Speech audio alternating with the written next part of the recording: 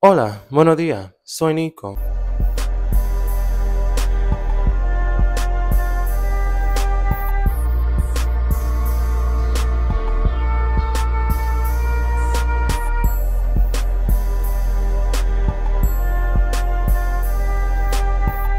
Act the fool, girl. I'm here. Act the fool. And today we are here for another week of content. Well, yes, and this might actually be the last time you see me in my room for a good minute because I will be going back to Brazil this weekend. Nico, I have to work. So I'm going to be putting out new content on multiple platforms and I will be traveling around the world for a little bit. So I will basically try to bulk record everything at the beginning of the week so that I will have the rest of the week free to focus on my other activities. But yes, let's get started on the actual conversation. But before we get started, if you like this kind of content, make sure to follow me on patreon.com/Nicosaesthetics for more exclusive lives, weekly videos, to be a part of the podcast, which is airing every Thursday at 1:30 p.m. Eastern Standard Time. And if you can support on Patreon, please do, because YouTube has been demonetizing me. Nico, YouTube has been demonetizing me for a minute, but I've already done the little spiel. I'll get back to that later. Let's get started on the actual story. So today we are talking about Kyle Anerfee. Nico, who is Kyle Anerfee, the founder and runner of The Neighborhood Talk? Nico, what is The Neighborhood Talk? So you know the Shade Room, which is very ignorant and cisgendered oriented, where they spew a lot of homophobia, they spew a lot of just ignorant ideologies, and the comments run wild with it. Basically, The Neighborhood Talk is the gay adjacent version of it, because at least when the Shade Room is blatant homophobia, Neighborhood Talk has a gay founder, so it just kind of circumvents that and just goes with straight ignorance. So that's the best description I can give you. And basically the story behind this one is Kyle Anerfee basically did a story on a Love and Hip Hop cast member adjacently, and she did not like that. Nico, Tommie, I cannot give you a full background on Tommie. I do not watch Love and Hip Hop, and I also do not watch Zeus Network. I know that she is on one of the Bad Girl Club shows on Zeus Network, just because I've seen her getting her ass beat on Twitter before, so I'm assuming. But yes, basically she was attached to a story that The Neighborhood Talk ran, so as revenge, while she is on probation, she decided to release Kyle's sex tape. Nico, Kyle Anerfee was given that suck 3000, and honestly, it is a conflicting situation in many ways, but we're going to just start base by base. So where I want to start with is, it is revenge P. It is illegal. It is not right. So no matter whoever enjoyed it, whoever wants to criticize it, at the end of the day, it was not necessarily meant for public consumption. So our opinions don't necessarily matter over the situation. Not to mention, somebody brought up a good ass point. Everybody's sitting here going, he's no throat goat, he don't know what he's doing, he not that great. Where are your skills? Where is your video? Why don't you drop a video? Why don't you show us how it's done, since he's not doing it correctly? Since y'all have so many opinions on how sex games should be, on how you should be working, whatever, let's see your version. Let's see you wild out. No, then hush. But what I will say is, because it popped up on my timeline unwillingly, I didn't actively go searching for it. What I will say is, Kyle ain't got shit to be ashamed of. Nico, he was doing the damn thing. He did his big one. So I honestly hope that his mental space is good, because even if he is covering situations that are messy, even if he is covering people's private information, because I believe The Neighborhood Talk goes that extra step, as in, I cover things that people willingly put on the internet. I think they actively go hunting for information, kind of like TMZ. So even though he invades people's privacies like that, to my knowledge, I don't think they've ever dropped someone's, intimate moment on tape. They've never done revenge P. So taking it that extra step, I do feel like his bodily autonomy was violated, but we also have to look at who sent you that video, because not only did one video come out, but a couple of hours later, another video rolled out of Kyle giving fellatio. So in this particular situation, I really feel like it either has to be the person that was recording it, the top that he was pleasuring in these scenarios, or somebody that he trusted with these videos probably sent it to Tommie in the middle of an argument because maybe they're associated somehow. But now that we've gotten that out of the way, and once again, I do genuinely feel sorry for Kyle. If anything, I feel like people that are trying to compliment him are trying to basically let him know, okay, this is out, but it isn't something that you should be worrying about. But in this process of people complimenting him and trying to make him feel secure in this very awkward moment that he's going through, people begin to try to also tear him down, saying, it wasn't that great. You know, it was too dry. Y'all need to get it wet. Y'all need to get it sopping. Y'all need to... And I'm so tired of you throat goats sitting here insisting that you have to vomit and sneeze and snot and vomit and like all over somebody's peen for it to be a successful moment.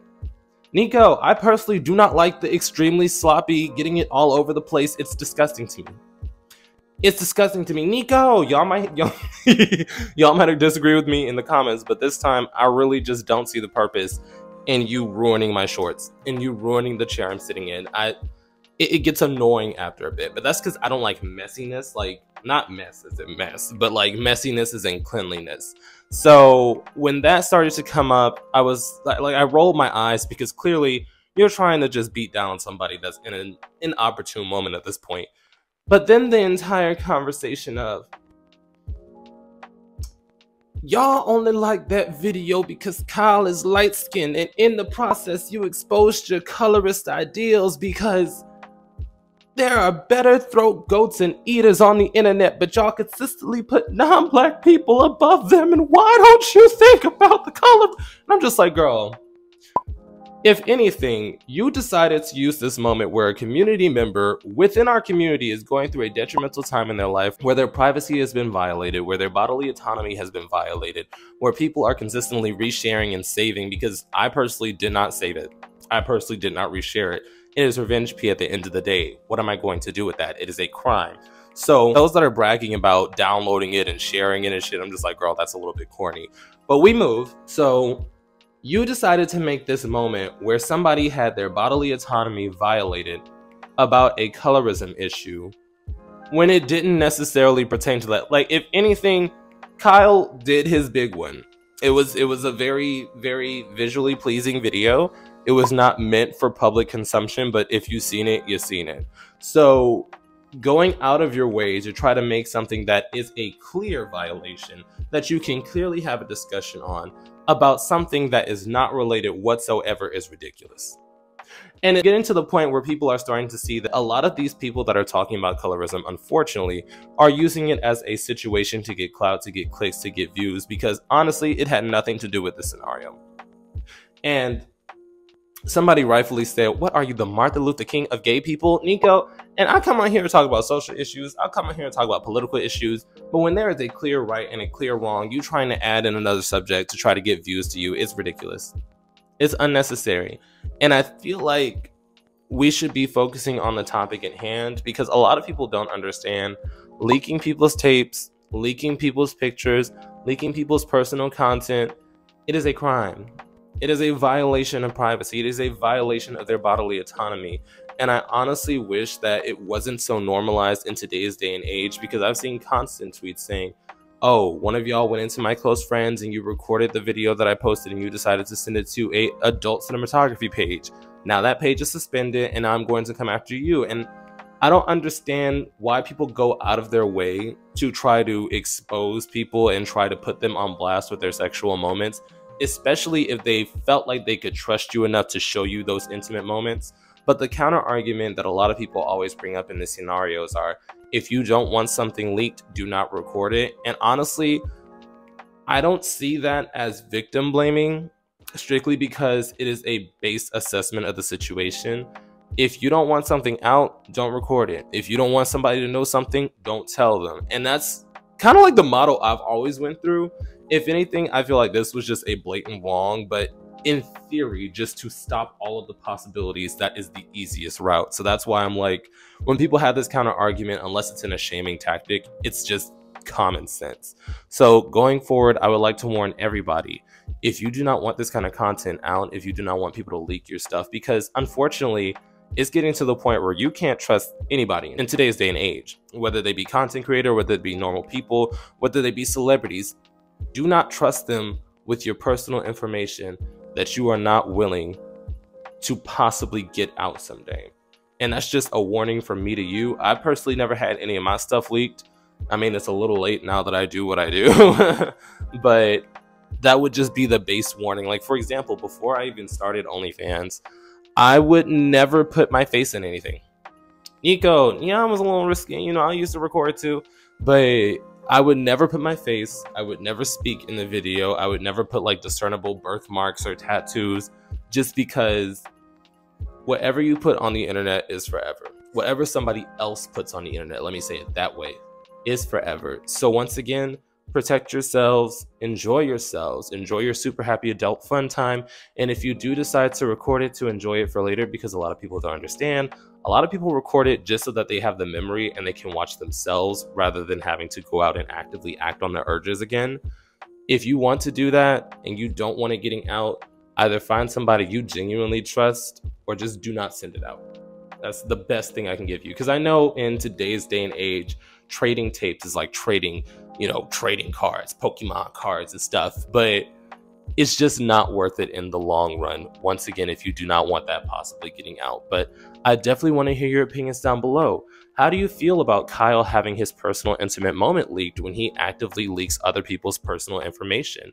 I personally believe like it is a step beyond just rumors and gossip, because now it is his actual body and sexual acts being put on blast. But I definitely want to hear your opinions down below. How do you feel about Tommie, who is on probation, deciding to leak his super happy adult fun time tapes because she is attached to a story on his blog?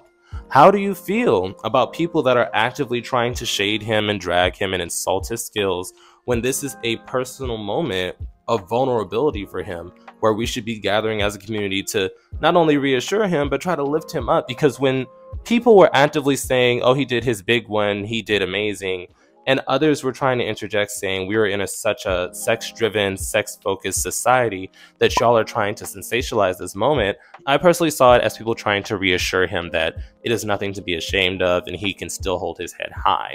But I want your opinions down below. And how do you feel about the colorism interjection? How do you feel about them trying to turn this clear moment of revenge P that we could have a genuine dialogue on into a conversation about colorism, because a light-skinned person was being complimented for their sexual activities, even though somewhere in the world there is someone better than them sexually? And that's the thing that I don't understand. In this particular conversation, just because you compliment someone does not mean it invalidates everyone else in the universe.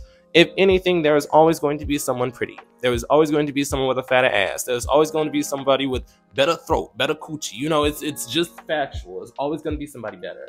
So I don't see people trying to compliment somebody who definitely needs a boost in morale right now as a blatant sign of colorism, especially because they did not invalidate other people in the process.